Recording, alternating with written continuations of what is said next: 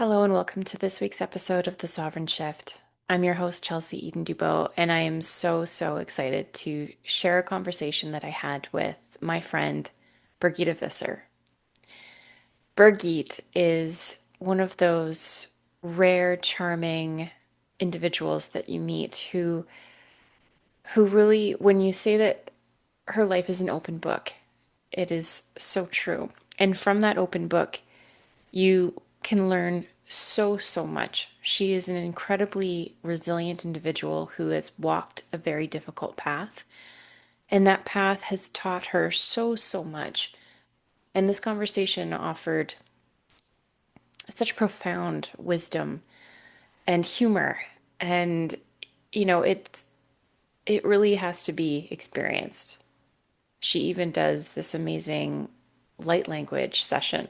So be prepared for that because there's going to be integration required afterwards. But you know what? I will read you her official bio. Birgit is a soul empowerment coach, divine channel, and light language healer, delivering messages from the many light beings to the aid of humanity in the hope that people will awaken to what life is about. She taps into the timeless wisdom of the ancients, drawing from a wellspring of inner knowledge amassed over a lifetime. Though tested by her own trials, she has chosen to rise above, emerging as a beacon of light. This was one of those rare conversations that you get to have in a lifetime, where you connect with someone who is so multidimensional in their remembrance, and you get to experience just a little fractal of that for the slimmest of times. Birgit's remembrance is a signpost of what is possible for each one of us as we step further into our own sovereignty journey. And so, as you listen, ask yourself the question, who am I? And what have I come to learn? I invite you now to take that deep breath in through the nose, filling the belly, the chest, the upper lobes of the lungs. And let that breath out low and slow through the mouth.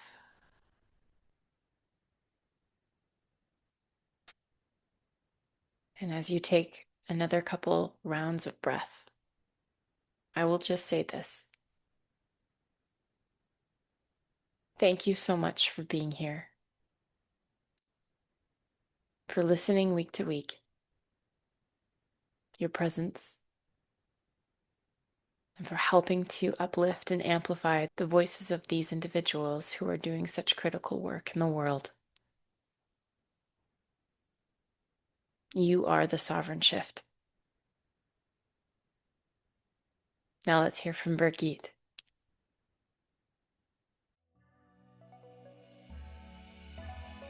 Welcome to The Sovereign Shift, the podcast for women ready to reclaim their voice, their nervous system, and their power in a world that demands they stay small.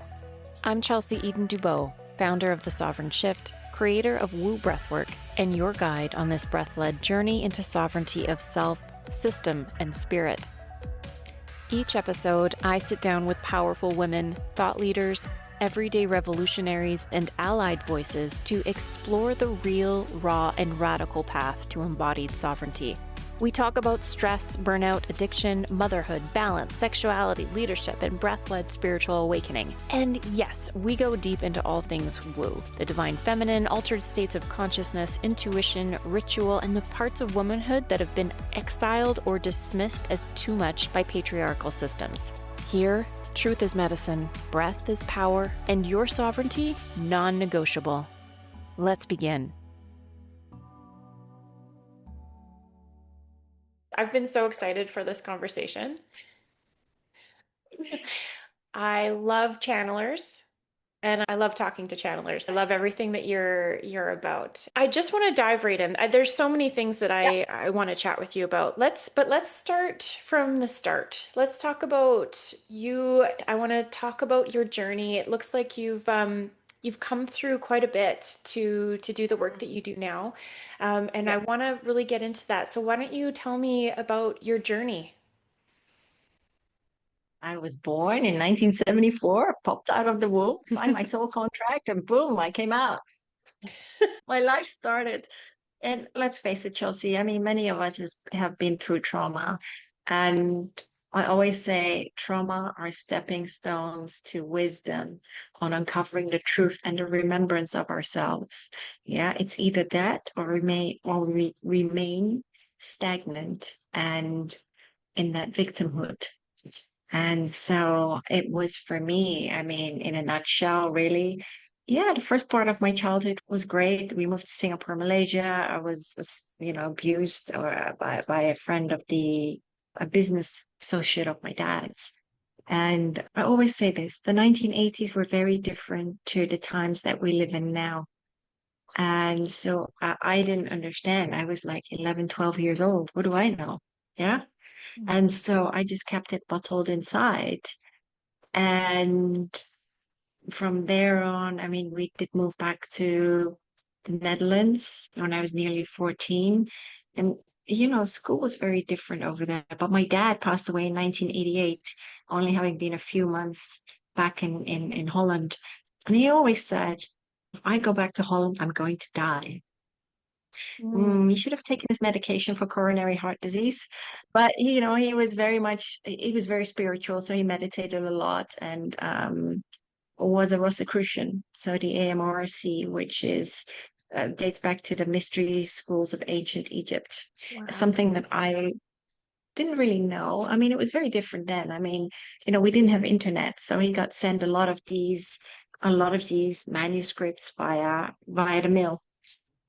But once my father had crossed over in 1988, my mom was like, yeah, no, spirituality, not in this house.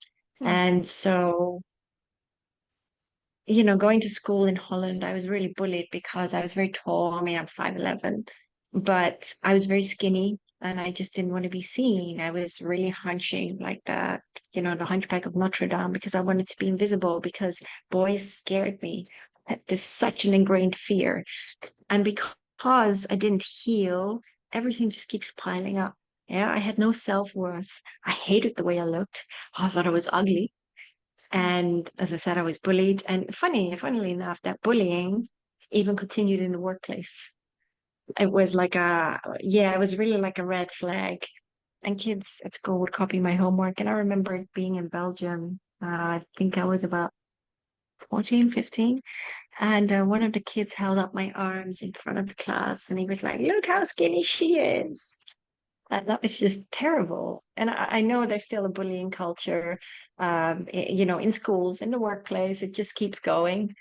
But again, it just kept piling up and I wasn't healing because what did I know? My Right. mom put me on this course, this modeling course, right? Thinking that it would increase my confidence. But when you're walking around with such heavy trauma, it's like I was rigid, I couldn't move. And, from a young age, I was already kind of starving myself. I would nicely sit at the dinner table, but I would throw out my lunches at school. And that was just one thing. I don't know. It was just something I could control. And for many, many years after that, I was a pro at starving myself. Mm. And, I've traveled the world. I've moved by now more than 55 times. And so I'm a little bit of a nomad and I've been everywhere. I mean, I've tried the modeling industry and I was assaulted there and it was just very fickle. It's very superficial. It's all about how you look. And they didn't like my look. So that dented my self-confidence even more because I was like after school, look, you know what? I'm going to make something of myself. Oof. So I had to go through that. And I, wherever I've planted my feet in the world. I was always working. It didn't matter if I was bartending, hostessing, doing promotional gigs. Um, I, I manifested that. I had that attitude of, you know what, it doesn't matter what I do. I have to pay my rent. Yeah. And I met a lot of people. I've been in New York, I've been in Miami, I lived in Istanbul, Germany, gosh, went to Cape Town for quite a few months. So yeah, I did love New York. I did love New York, but it's very hardcore. It's very fast paced. But, you know, I managed it. But even so, you know, from suffering that in my childhood, I rolled into very dysfunctional relationships. Great, right? Oh, my guys were like, see what Birgitta does. But Birgitta was like, oh my God, you know, I really love this person. No, no, no, he cannot be out of my life. I was just like this Klingon. And I was like, you know, I look back now and I'm thinking, God, you really did not love yourself. I didn't. I didn't because I was looking to fill that void through someone else. And, you know, I had people that would, in the few relationships that I had, one was addicted to drugs, another had alcohol issues, another one was depressed. And what did I do with all of them? I tried to help them. I tried to save them, you know, I tried to save them from themselves. But you cannot save another person. It was me deflecting because I was so messed up on the inside. I was like, well, when are you going to look at yourself, Rita? And I think that that turning point came kind of in 2009 when my ex, who was a part-time crack addict, didn't even know it. I was like, you know, I bought him a ticket from the US to Holland because, you know, I was working. And that's when the crack started to show. And I was like, you know, I'd had my stint with drugs when my stepdad passed away in 2000, and my mom was leaning on me. But it was only for a couple of months, and I was still working. But it got so bad because I suffered from blackouts and memory loss. And so I stopped, boom, cold turkey, because that was no way forward. That is really running away from your emotions, running away from your pain. And I was a pro at that too, you know? I was really like a Houdini. And so, anyhow, with him in the picture, you know, he was my twin flame, and people's eyes always light up, Chelsea. Oh, it's my twin flame, you know? Oh, this person's my twin flame. We're going to end up together. Oh, No, they they're burn the you. biggest triggers. Yeah, biggest triggers ever. And, you know, you signed up for this dance long before you were born. And so he was a real agent of chaos, and it got really bad. I mean, I saw him with crack hands, all blisters, and he did want to get better, but he didn't have a Dutch social security number, so it was a catch-22 situation. But you know, I had to pay for a hotel because I didn't want him in my home, and he broke into my home. He took stuff, and then he stole from the Dutch Crips, and he was held for ransom, and I helped the cops, and my mom, in the meantime, got me out of Holland. And the leader of the Crip said, if I ever find you, I'm going to kill you because I'd saved his life, you know, my ex's life, and he was deported back to the US. And in all this, I was like, what the hell am I going to do with my life? So I dined a whole box of ibuprofens. And all that did for me was give me a good night's sleep. And then I got up the next day and I was like, yeah, this is not working for me. You know, I need to do something. I cannot keep roaming around in this crap. Mm-hmm. And so my mom said, well, why don't you go and see a counselor? So I did. But at the end of that hour, all she said was, yeah, you'll be fine. You're strong enough. Well, that left me a little bit disheartened. And so I walked the holistic route. I mean, years before that, I was already reading tarot cards for people. But so I knew, you know, I knew the avenue, but I found a Reiki healer. And yeah, she helped me a lot. And I studied level 1 and 2 under her in the space of 1.5 years. You know, these days, Chelsea, you can do it in the space of a weekend and boom, you're a healer. No, you know, it takes practice. But that was the start of my healing journey. And it took me quite some years. It really, really did. Because, you know, I studied EFT, an emotional freedom technique, which is really powerful, meditation, and relaxation therapy, aromatherapy, aroma touch, which I really loved at the time, sound bowl healing, gosh, many other healing modalities, and light language. And I love light language, but it was really about peeling back the layers of trauma. And that's the beauty when you, even when you study healing modalities, yeah, you're still healing yourself. And fast forward several years, and I moved down to St. Pete, and I had another ex. He was he had a reckless under his belt, and then his mom passed away, and then he was depressed, and he moved from an hour away to 2 doors down, bless his cotton socks. And he would just, I didn't want him to move in with me, so he would just barge into my house because he didn't want to return the keys, and I was such a sucker, you know, again. It's like, well, you know what? I'll help you pay your bills. I'll find you jobs. I'll go into Craigslist and find you jobs. And so I did. You know, I'd walk to the ends of the earth for them. And look where it got me. I put myself in the boxing ring. You know, I beat myself to a pulp because I hated myself. And again, when I hated myself, I was starving myself, working like an idiot, like 7 days a week, because these were things that I could control. Yeah. And it was so ingrained within me. It was so programmed within me from a young age that I didn't know any better. And I always had this thing, you know, for many years, this lack of, you know, and I need to work because I need to have a certain amount in the bank. Because when my dad passed away, my mom started out with a debt and two teenage kids. So we walked in secondhand clothes. I mean, who cares, right? It's better than running around naked in your birthday suit.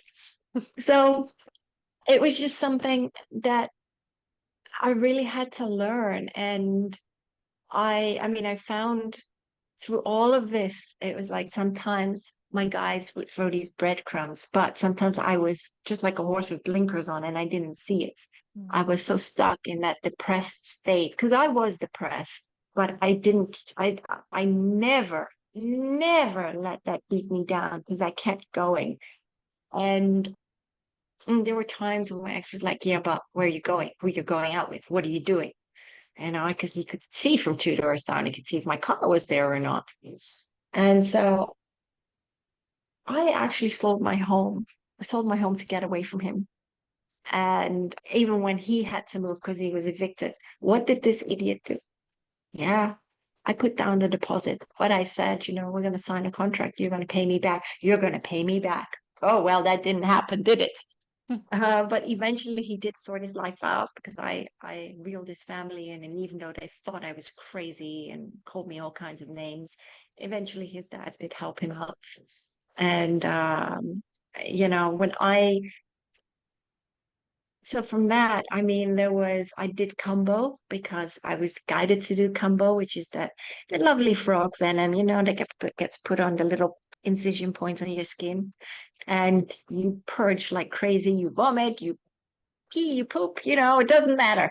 And it's just, it was very liberating for me because, I mean, after 4 hours, it was like, oh, it was such a release and I felt so much clearer. But it was really a battling of the ego because the ego was in the driving seat, yeah? And my soul was in the trunk going, and so from there, I went to this fair and I met my former mentor, Alania Starhawk, and she is an Akashic record healer. And it was really amazing. It's just like a miracle because when I went to see her and we walked through various lifetimes, there was one with my ex, and he killed me in that lifetime. He poisoned me in that lifetime under the guise of healing me. And that's one of the reasons I had severe stomach issues for a long time. I couldn't eat properly. And it was really all about my guides were like, yeah, Brigitte, when are you going to kick him to the curb properly? And I was really afraid. I was so afraid of hurting other people. And that's why I ended up hurting myself. And so it was incredible because it was like the energy just dissipated, that tie was severed, and he left me in peace. And I could just go on about my life. And I started running and, you know, for charity, which I promised my stepdad back in 2000. And so in 2016, yeah, I started running for charity. And also I did skydiving and some other things. And then you know, I left the US and went back to the UK. But the thing is, with Alania, under her guidance, I learned how to channel again. And that was really powerful for me because, yeah, great. So I taught Reiki, I attuned people, you know, I gave workshops, but it was great, but I just didn't exactly gel. And this was so powerful for me because after she had had a workshop, I'd rushed out because I didn't see anything, you know, when during the meditation and other people saw their guides, got messages, everything. I got nada. But the exercise that she gave me was like, gave us all as she sat down with a notepad and a pen and she said to the universe, I'm open and ready to receive.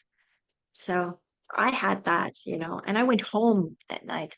That's exactly what I did. And I just started to write. It just came out of nowhere. And, because I always say, my mind was kind of shot to hell and I was dealing with a lot of stuff. So I wasn't thinking and it just flowed. And I started asking questions and I was really crying tears of joy. I was so happy. I was like, yeah, I'm really good at something. And so that was also a whole healing process. A whole healing process. And it doesn't mean that my gnarly experiences stopped there because I still had a lot to learn, even when I was back in the UK.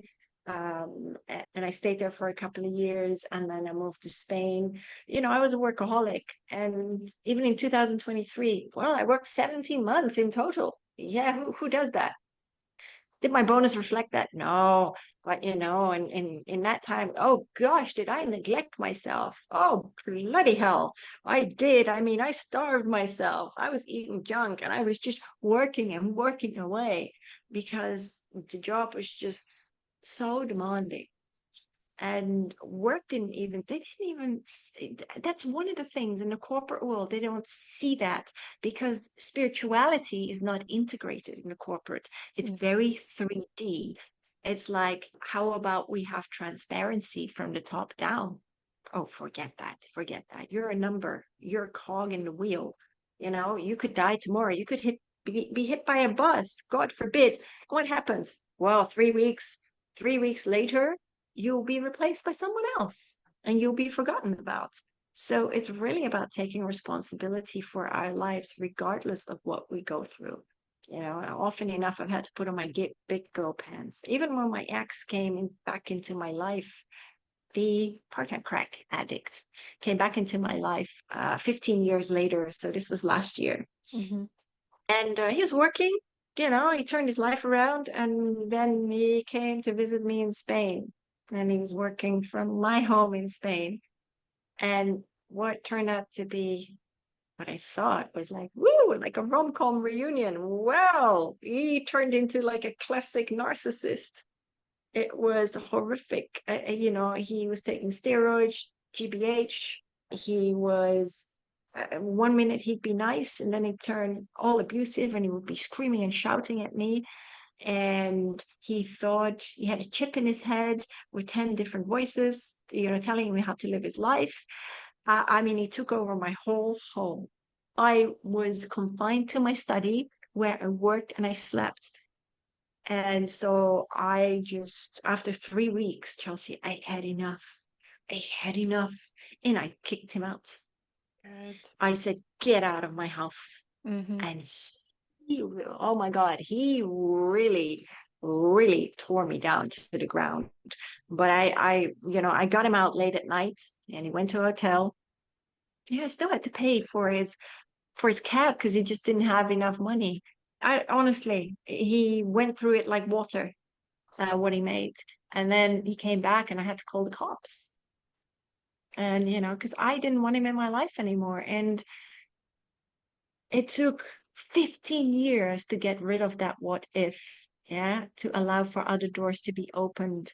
And I think, yeah, and I look back now and I'm incredibly grateful and thankful for him having been a part of my life and being that agent of chaos. And, I'm not in touch with him anymore. I blocked him everywhere. And yes, I needed to do a lot of healing after that because I was a mess, but people wouldn't see that.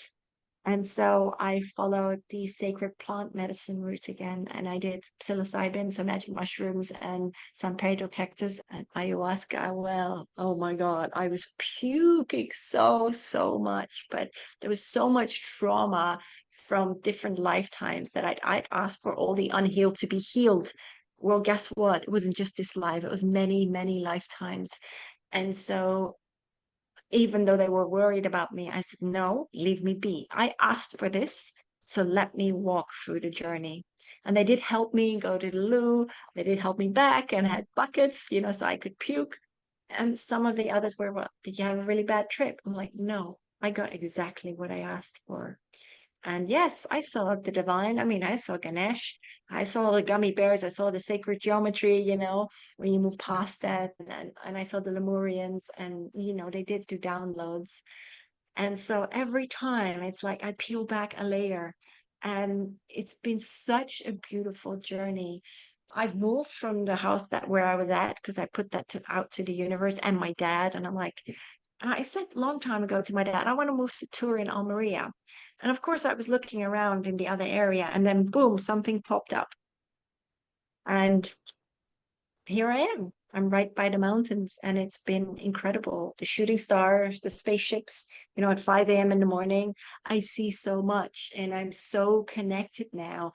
I've transcended all the 3D and all the drama, but I've had to go through as they always say, the shitalicious crap, to get to where I am. Yeah. Wow. Thank you for that incredible journey. There is so much to unpack there.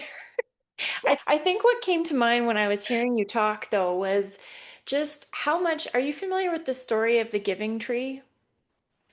Here in Canada, it's very, very ubiquitous, but it's basically a story of a beautiful tree that nurtures a child who grows up and eventually asks, "Can I have some of you to build whatever?" And so the tree says, "Yes, of course." He loves this boy. And then eventually this child grows into a man and, takes all of the tree until there's nothing left to give. And that's sort of what came to mind listening to you speak. And how would you say that your journey has been, your teachings, I guess, in this lifetime, have they just been really solely about relationship? Has that really been the catalyst for you? Yeah, I mean, like I said, I think it started with the trauma when I was a kid, and it just accumulated. Right. Um, yeah, so it has been a lot about the relationships, but it's also me learning to love myself, and that The most doesn't mean important. that's the most important Yeah. thing. And I do love myself. I mean, here I'm teaching spinning again, so I really, really enjoy that. Yes, my work is very busy. Yes, now. And I know. So I'm very tuned in, right? And I kid you not, when I was on the way back from Oaxaca, which is the beach, really beautiful little town, back to Tura here, well, guess what came across the road? A tortoise. It was right in the middle, so I drove over it, just like the cars behind me. And it was like telling me, Brigitte, actually, you need to slow down. Mhm. Yeah, but you're asking me to write books. Yeah, but you're also working too much. Yes, but even when I'm asleep, you're still wanting me to jot things down. So anyhow, that was one thing. And then it was like, I'd been suffering from the onset of carpal tunnel. Mhm. And that was already last year. So after I'd done probably this psilocybin. And I mean, I felt it. I did feel it, but I didn't think anything of it. And then it got worse and it got worse. And it was really like Archangel Raphael stopped by. It's like, stop, stop. It was like sometimes they shout in my head and let me be, let me be. And so, yeah, I've been taking care of that and getting the injections, and it's been helping, but I kept it at bay with like beet venom, peppermint oil, B12, and other supplements. But there's only so much. And it's just an experience that I have to go through, and I take it on the chin. It's no big deal, and I'll get past it. And it's just like, hey, you know what? If I didn't go through any of these experiences, how could I ever write books? Yeah, how could I ever inspire and empower other people to live a more fulfilled life by overcoming their trauma and not getting so stuck and sucker punched in the drama itself, because it's merely an experience that's here to teach you and to, like I said, to elevate your awareness, your consciousness, and for you to understand life and to hop out of this 3D matrix. Yeah, I totally identify with that. And it's funny on the topic of identity. I always found because I share similar traumas with you about body image, and women can never win. Mhm. If we're carrying extra weight, we're ridiculed. If it's not enough, we're ridiculed. Like it's not okay. But what happens is, and I also struggled with substance abuse, which I brought into my motherhood journey because all my trauma wasn't healed. And then I realized that, and it was thanks also to ayahuasca and plant medicine. It really, I heard a call and I Beautiful. went. And you're right, it opened the doors to understanding that I had been living a victim mentality Yeah. because I identified with the trauma. And so Yeah. that prevented any kind of healing from occurring because it was always coming from a place, well, none of this is my fault, poor me, nothing's fair, and all of that. And so Yeah. that's an energy and a frequency that basically blocks your healing. And why I call this the sovereign shift now is because it's essentially to your point about responsibility. It's Yeah. taking responsibility for our experiences in a radical way that says, no, I get to decide now.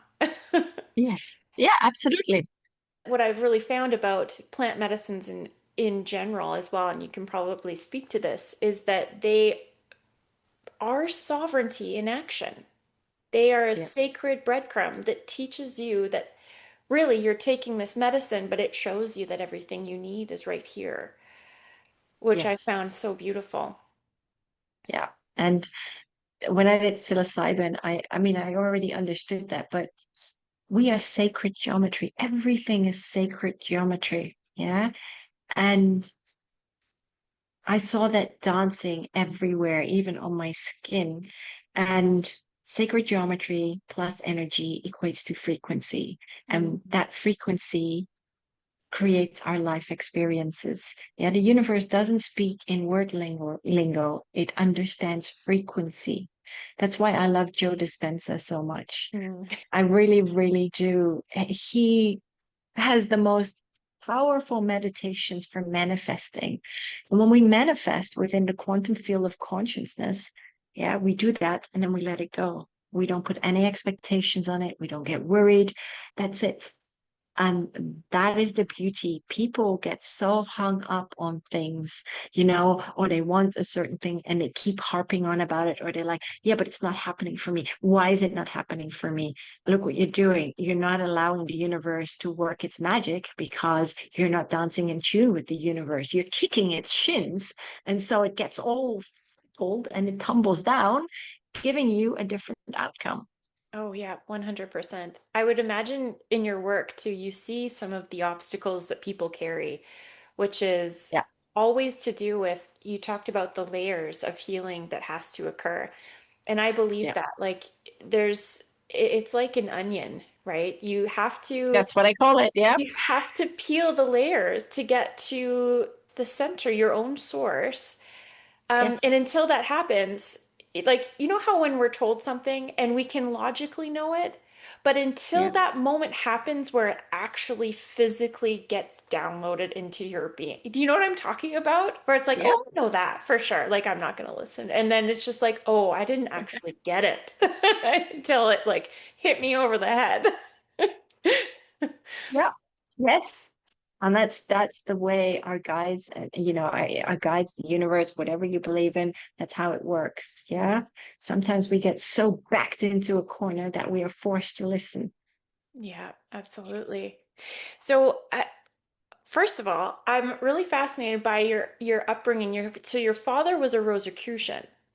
Yes. Okay, so did you grow up with a lot of these influences early on, and then your mom said no more spirituality. So that must have been Yeah. really, I would say, probably upsetting on maybe a different level for you. I'm not sure.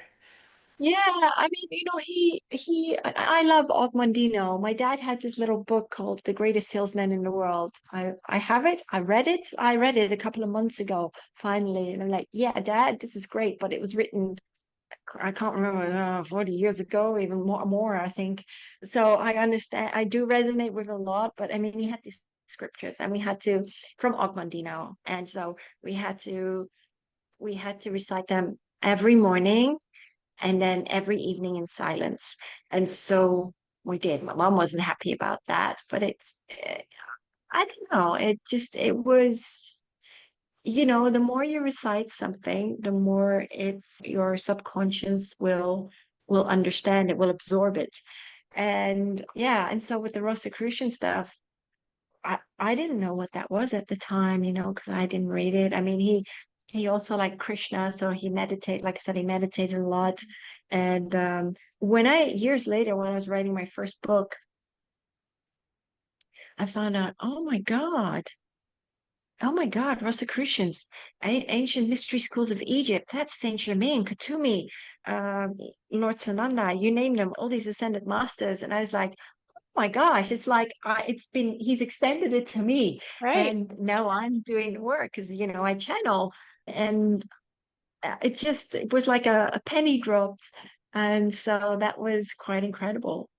Yeah, I imagine. Yeah, yeah. And, I've lost many people in my life. And there is no, I always say to people, and I try and tell them this, we go on, we don't die. It's our body that's worn out because we treat it like junkyards half the time because we don't treat it like a sacred temple that it is.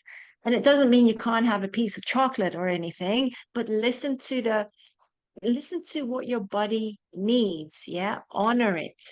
And my dad always used to say, "Yeah, your body is a sacred temple. Treat it as such." Uh-huh. Okay. Yeah. Yeah. Okay. Well, I didn't. I do now, but yeah. So it was quite funny with the Rosicrucians. I was blown away that it was the same ascended masters. Yeah. So I continued that, and I still continue doing the work. So it was like a legacy that you were kind of born into that always Yes. probably stuck with you, right? For a Yeah. reason. Yeah. Yes. And that you could Yes. rediscover. Wow. Yes. So Many, many years later. yes. So do you connect with the essence of your father's spirit? Yeah, I do. I mean, he was the one that got me to place here in Turin on Maria. Okay. Um, so I knew I was on the right track. I mean, I know I'm going to move again next year because I just want to plant my feet in the sand. It doesn't mean I can't. Yes, I can drive for 10 minutes, but it's nicer to live somewhere where I can see the sea. And Ah, so, okay. I've already manifested that, so I know I'm going to move next year. Oh my gosh, I love that. And so let's uh, would you say that like for your trauma healing, I'm just curious because I also think that trauma healing while in the incarnation is actually a really multidimensional practice as well. Yes. So, can you tell me a little bit more about your past life experiences or the experience of diving into your past lives to also help you solve today some of the issues that you were or challenges you were facing in this incarnation? Sure. I mean, I was a lamb to slaughter, in the ancient American ways, South American ways, where I was thrown into a pit of lava Oh my as goodness. a sacrifice. Yeah, so that was really hard for me. I could really feel that. I mean, I've had galactic lives, of course, and I see many of the galactic beings, but I've had a lifetime in India where I was a healer. I've been in, just a simple life, helping to heal people, teaching them about the earth. I was very skinny, very tall. And I mean, I've lived a life with my ex, the one that was a drug addict in Mesopotamia, and where I was a man, and he was like my brother, not by blood, but like a brother to me. And he was married to someone that couldn't see the light in me. And I was very far advanced. I was married, I had a little girl. And he, I think it was a Muslim. And he got me thrown into jail because of my beliefs. And, I have no idea what happened to my daughter and my wife at the time, but I died in prison through a spear in the neck, having to do a lot of hard labor. And yeah, so he betrayed me in that lifetime. Well, not much different in this lifetime. these are things. So I was also part of the circle of politicians in the circle of Julius Caesar. And people always think, oh, Julius Caesar was great. Yes, he was great, but he was also a tyrant. I just honestly, um, and the way I write it is often in prose. And sometimes I'll use words. I'm like, what the heck does that mean? I don't know. Just keep writing. They're like, just keep writing. Just look it up later. So that was very, very powerful as well. And like I said, yeah, galactic lives, I've died in battles. People think, oh, up there, it's all love and peace and unity. No, I mean, there have been wars, there have been galactic wars. I mean, many have transcended consciousness, of course. I mean, Earth is like a playground. I mean, oh, we're very, very far behind, but we'll catch on. We'll catch on eventually. We're here to learn. But yeah, past lives have really helped me let go of certain patterns or, even programming, understanding how people have treated me in a past life and then seeing how they treated me in this life. Not much different. And these days, rather than being a people pleaser, I'm not really doing that anymore. That's why I've retreated from a lot of people because my energy is very precious. And that doesn't mean I don't hold any love for them, but I am important. Yeah. Yeah. That's what I tell my dog too when she's like, but I want something else. I want something else. I'm like, I am important. And she walks away. Oh, yeah, that's so fascinating. Thank you for sharing because I imagine that process for you as well. Like not only are you're healing in this incarnation, but then you realize there's a whole bunch of shit going on like in previous lives that are Yes. like, "Oh, great. I have to heal from that too." It's like, "Oh man, when does it I end?" lived in ancient, yeah, I lived in ancient Egypt. I was a priestess. I mean, I've been a queen, a half breed queen, a half Syrian.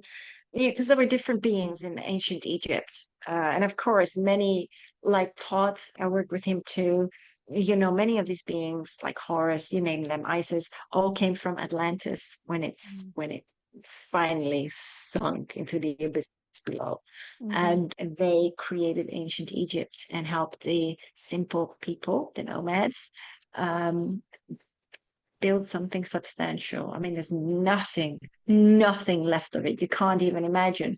It's the same with Atlantis. I mean, it was so far advanced, even the buildings. I mean, look how we build all over the place. Is it according to the sacred ley lines of Mother Earth? Mm. No. Oh, heck no. Yeah. Why don't we just build something there and build something there and plow the fields? Mm-hmm. I'm so fascinated by that. So, did you actually live during Atlantis as well? Yeah, I Okay. did. Do you remember like what was some of the most amazing bits of wisdom that they carried that went into the Egyptian culture and maybe has been lost or found? Oh, yeah, remember, so the Atlanteans created Reiki, but only several symbols were given to Usui Reiki, to Usui, yeah, the founder of Usui Reiki. I mean, I can't even describe the architecture and the way that I would call it a moat, but it's not. It's like the lakes were created and it was all sacred geometrical. Mm. And so going into Egypt when they built these pyramids with the gold caps, um, uh, to me they're alabaster white, but they were energy hums as they call it, and also they had landing pods. But it was so, I mean, we talk about electricity, it was very different there. Electricity is wired. Mm-hmm. Yeah, that wasn't wired. Yes, you had the candles and all that stuff, but they were very far advanced. How did they build the pyramids? How about frequency and vibration? Yeah, and it wasn't just the humans, because I mean, humans means light man. You is light, and man. We are, wandering light man. We are light man wandering the earth, I always say, trying to recover our inner light and the brilliance of the beautiful divine being that we are. And so we've been so dumbed down by what I call those in power, just to avoid knowing the truth. But walking down these streets and looking at the river now, I mean, it was crystal clear Mm. at the time. Now it's, I think, very, very polluted and muddy. And it wasn't just, people think that the pyramids were funeral chambers, but they weren't. They really weren't. Like I said, they were energy hubs. And yes, some of them were buried there. Just, I always say to keep up appearances. But as far as Todd and all these ancient deities from Atlantis that were far, they were higher vibrational.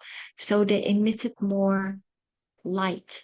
And people say, yeah, but they're always depicted with masks, but that's not what they looked like. Yeah, they were very, very tall beings, and they were just teaching mankind with love. And for eons, it went very well until what happens? Huh? The ego creeps in, power struggles, wars, and history keeps repeating itself. And that's why we live, people ask me, well, what's going to happen in the world? I'm like, well, what's happening in your world? What are you doing to change your inner world? Yeah, because that's where it starts. I do not care what goes on in the world because everything is such an illusion.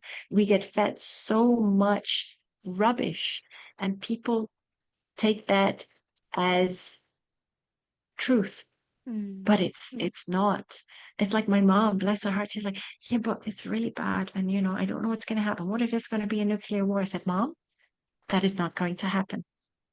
I said, we are rebirthing. So we are letting go of the old structures brick by brick.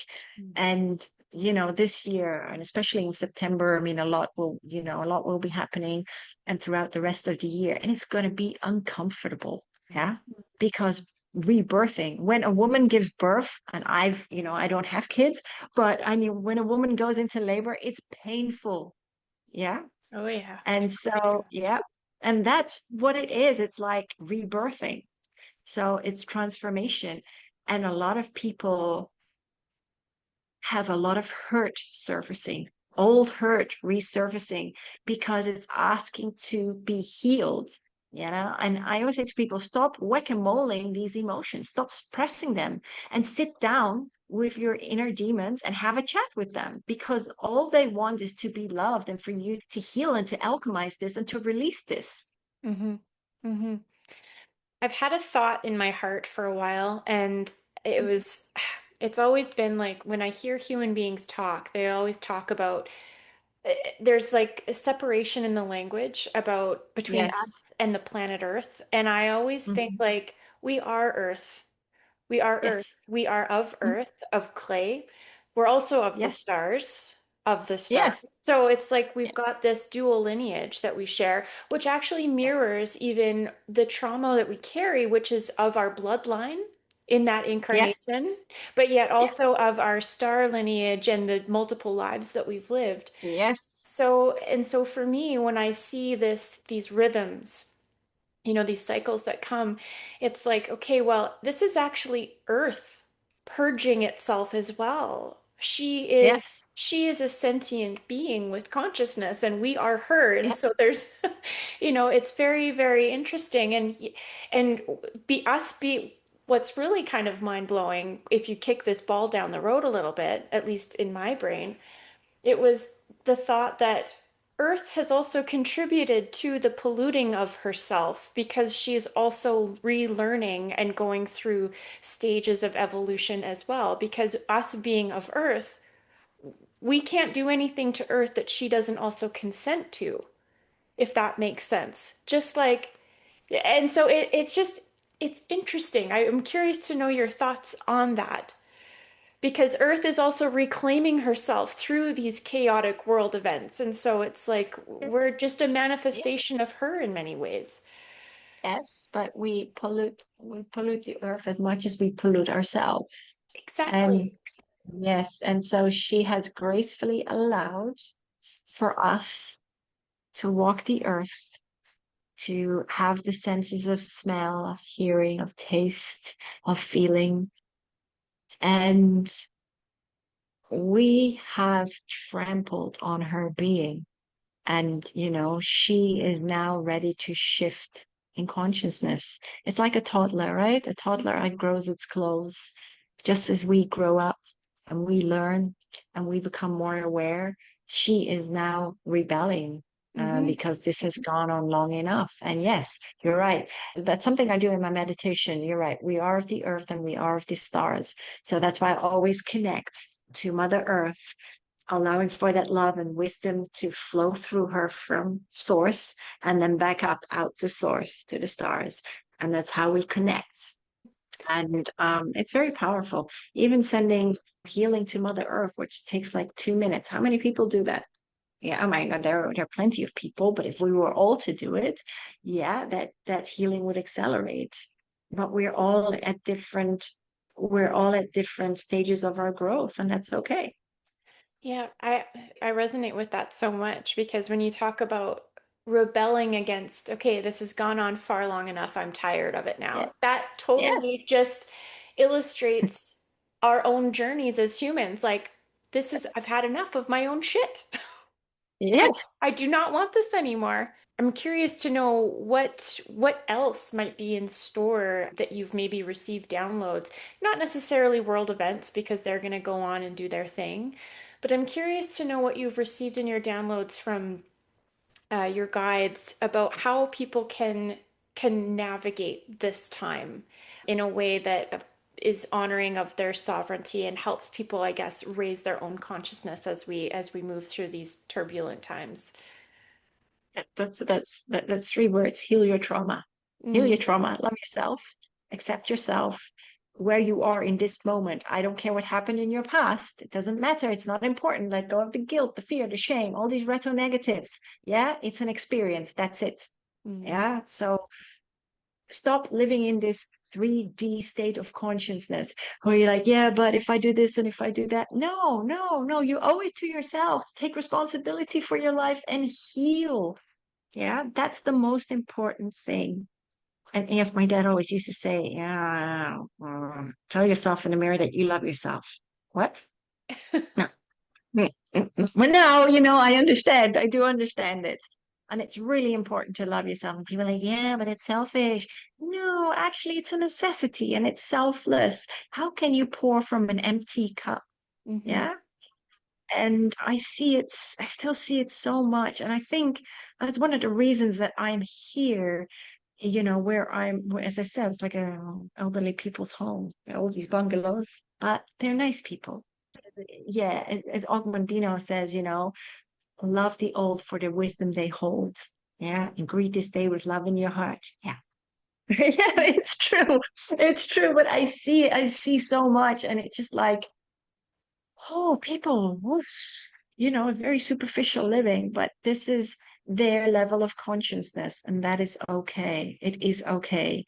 And those people that want to listen and that want to be empowered and inspired, and they are willing to do the work and make the changes, then that's a beautiful thing.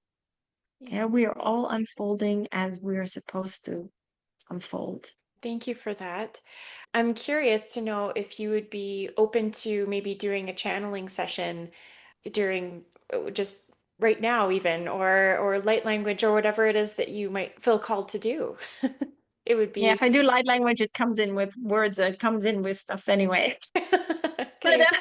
which I'll do. And that's something that has also been like upgraded because I get a lot of downloads, which is great, I'm always very thankful. Mm. Um, but is there anything that you want to focus on or for your listeners to focus on? I think it's really truly what's been coming to me a lot lately has been as I've sort of been diving deeper into the Hermetic principles and Ah, yes. what actually sovereignty means. It truly is about freeing people from the identities with which we become Yes. so attached, which actually prevent us from opening to other possibilities, especially Yes. because I see everywhere on social media so many wonderful spiritual people talking about wonderful spiritual things that they're not able to actually get through. And so because the Yes. individuals watching aren't they're not hearing it. They Correct. And it's because they're still trapped in loops of scarcity. And so I don't know what you can do with all of this mishmash I just threw your way.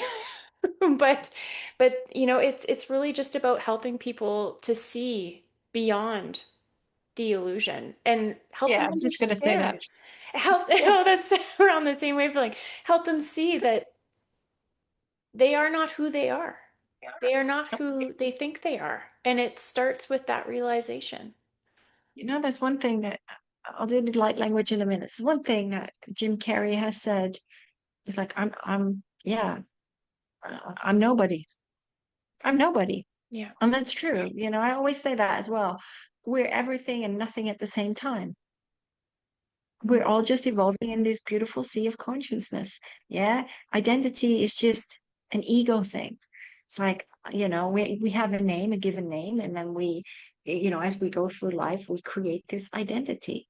But for me, it's like, I don't care if you listen to my stuff. I don't care if you read my stuff. Yeah, those that are drawn to it will read it. Those that are drawn to my light language are, they will also eventually come. But everyone that does healing or everyone that does light language, it doesn't matter what you do, they all carry a piece of the puzzle. A code. Yeah. Yeah, exactly. And that's why I always say, look, you have to do whatever healing modality you choose, do it as long as it aligns with your spirit. And that's the most important thing. I love that. I love that. Thank you. All right. Are you ready? I'm ready. No, my hands are already hot. Okay.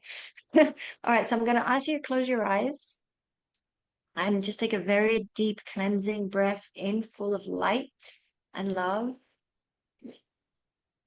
Hold it. And gently just let that go and let all the heaviness and the stresses of the day go. And take another very deep breath in, filled with light, love, and self-acceptance. Hold it. And gently, gently, gently let that go.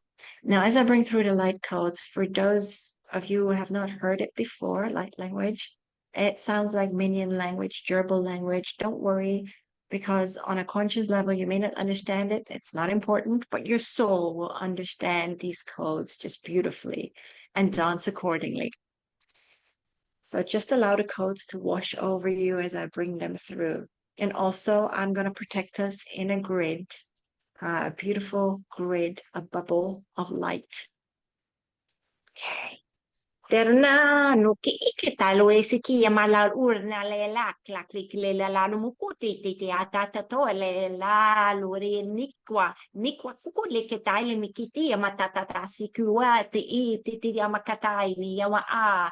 Give yourself space to breathe. Tikitai ni mikini ki ma ta kuku ni ki sta kuku ti ma ta ilar na kukuita lekma tuku kitita sika lore na kita kay makatako oko te kaya masakit okwe nakawa ni kupuri ni kaya te tata hui ni kaya ma eni wata te tia mana eni asaki ma and feel as they're saying like pin drops, feel the trauma being removed from your cells, allowing it to flow and flush out to the earth. Tia nasa kaya matine ana kuwa ne kia matar ni amaku unu kia matar ketiketa este kia matar neka.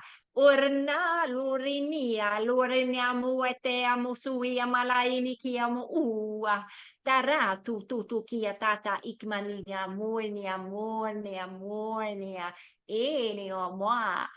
Mati mata, they're saying start being more flexible. Irna morinia nama ilarnia matutu kiata tuititi mata ti niata tata aini kiamata renia transformation is all about the formation of who you believe yourself to be, but are not. Tianu kuati alere namoreniata iniata tini amatatirniana.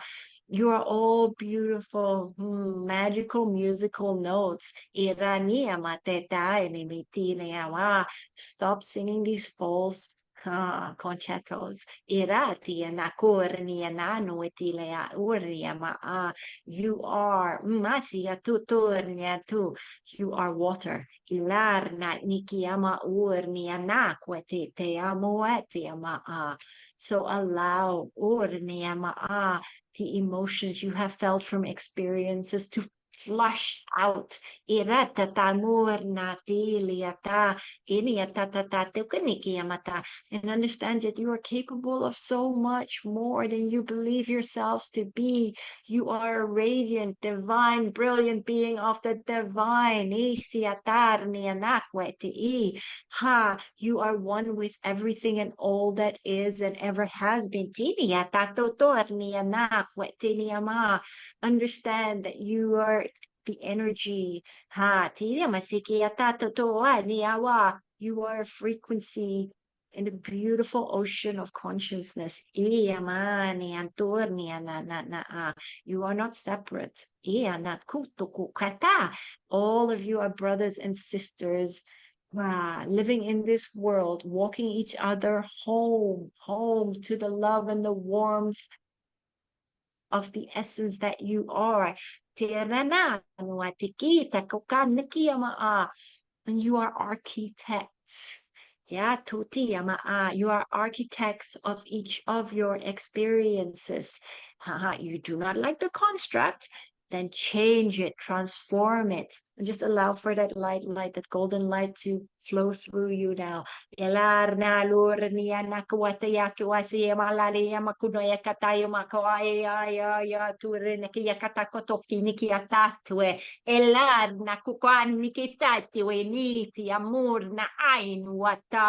Tusiki amora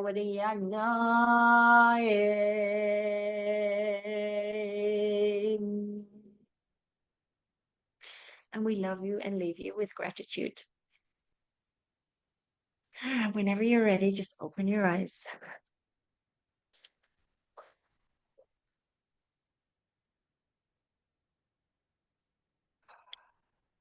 That was amazingly powerful.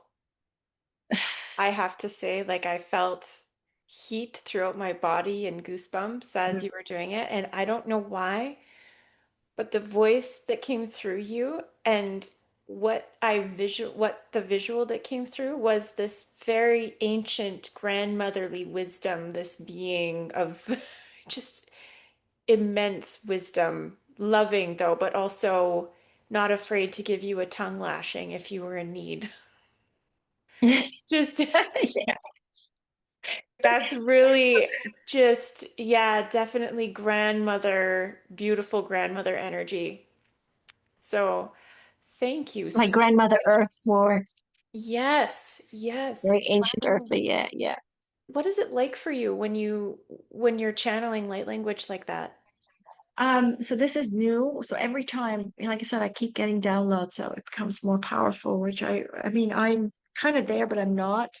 I'm always very humble to be able to do this. I really, really love it. I love doing this work, and I mean, I have a very ancient being with me as well.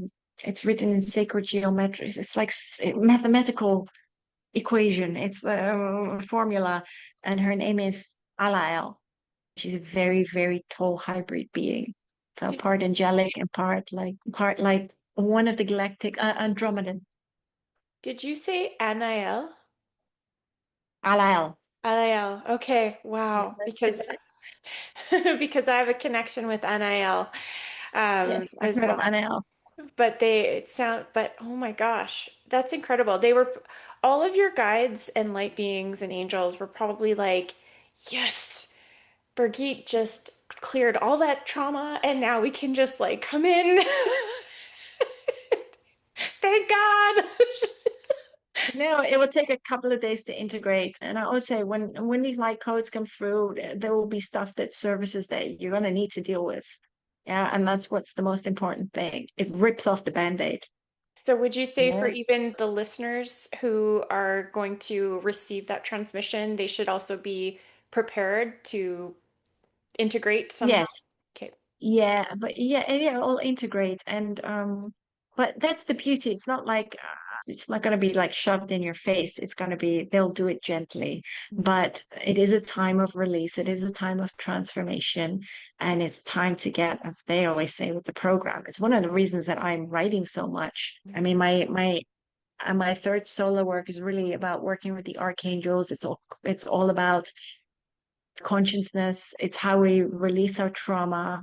Of course, I have to put in there, because not everyone has read my other books, so I have to put in a nutshell all the trauma that I've been through so that they understand it as well. But a lot of it has to do, and also Metatron, Metatron is all about the Merkaba and of the sacred tree, about the flower of life, and everything's sacred geometry. And that's just so beautiful. I mean, even their energy, their sacred geometry, they work on frequency. Yes, you can ask the parking angel. My mom always says, "Oh, angels, please give me a parking space," and she'll always find a parking space. Yeah, but The functional application of the angelic realm, yes. yes, but it's true. I mean, to me, they tell me, "Excuse me, your car's going to break down," and then what happened the next day or the day after? Great, thanks a lot, mate. Or I'll be in the supermarket and I'm like, yeah, well, excuse me, you're not getting that. Excuse me, will you stop shouting at me? Fine, I'll leave it. I'll get back. It's like that, because the more you heal, the more you start to tune in, and the more fun it becomes. And it's just this fun ride. And I love it because I think life is really beautiful now. And when we shift our mindset, because that's what it is, yeah, it's about shifting our consciousness and shifting our mindset. We start to see the world differently. Yeah, absolutely. So what's coming up for you, Birgitte? Do you have more books coming out? Yeah. How can people find you and work with you, with you? It's got 3 more collaboration books coming out. I've just finished one. And I've finished them all actually. I just need to put the finishing touches on the last 2, just change a few things. But and then I have the one coming out that doesn't have a title yet. That is where my sister doesn't agree with me on that, but she's like, "Oh, it's well, books on archangels have been written." I said, "Yeah, but it's different because it's about frequency and the way everyone channels the archangels, the ascended masters differently. There's no right or wrong." Mm-hmm. Yeah. And so I think it's beautiful, whatever someone channels. But it's also going to be filled with light codes, and I will put in my recipes for the angelic sprays, some of the angelic sprays. And I created them a long time ago, and I said, but you need to simplify it a little bit. I said, that's fine, I can do that. I can take a couple out, but you need to guide me on that. So it's kind of like a little guidebook on how to connect and how to have an ongoing relationship with the archangels, the ascended masters, and other light beings and galactics, because they're here to help us. Yeah. And it's not some fairy tale. Yes, the veil is thinning. That's great. Yes. But it also means that you have to start doing the work. And if I can, like you, if I can help empower other people, then great. Oh, that's beautiful. And so how can people get in touch with you? Oh, yes. So I am, my website is powersoulhealing.com. I have a YouTube channel, which is Power Soul Healing. And then I am on Instagram under Universal Light Warriors and Facebook under my own name. Okay, wonderful. I'll make sure all that is in the show notes as well. And again, just I encourage anyone listening to reach out to you because that was immensely powerful. And I can only imagine that, like, do you do sessions with individuals as well? Yes, I do. Yeah, I I can do. only imagine It's that that's powerful. it's funny because it has changed, and people have, I think some of the testimonials are on my website from earlier this year, where people are just they blown away. And I'm like, yeah, but I'm just a conduit, I'm just a tool in the toolbox. Technically, you're doing the healing. Mhm. Yeah, when we go to see a healer, yeah, or people come to you, right? It's like you're the conduit, because we are doing the healing. Yeah, we take the steps to heal and release that trauma. Yeah, but people have healed. I've had people having to go in hospital, and they had they had so much fear. I did 5 minutes and she was like, oh, okay. Next day she went into hospital, no issues.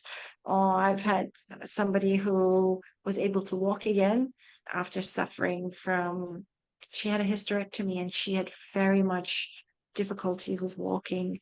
Somebody else's cartilage was sort of healed and she could walk better. So there have been different things, but if I compare my light language from then, earlier this year to now, it's become so much more powerful. And every time I get the downloads, or because I'm so connected, I'm humbled. I love it. I'm humbled, and yes. Yeah, you're a Guys, divine. I sound like an idiot, right? I sound so giddy. Thank you so much for this conversation, for taking time out of your very, very busy schedule to speak with me. I have no doubt that this transmission is going to ripple out and find those souls who are ready and in need of your message. So thank you so much, Birgitte. Thank you so much for having me, Chelsea. It was an honor to be on your show. Thanks for being here. If something's stirred within you today, that's not an accident. It's a shift. To go deeper, visit thesovereignshift.ca, where you'll find breathwork audios, resources, mini courses, workshops, and programs to support your reclamation, body, mind, and soul. Like, follow, and subscribe wherever you get your podcasts, and toss us a follow on social media if you're so inclined. And remember, your breath is your power. Your truth is your compass. Your sovereignty is the revolution. Until next time, stay sovereign.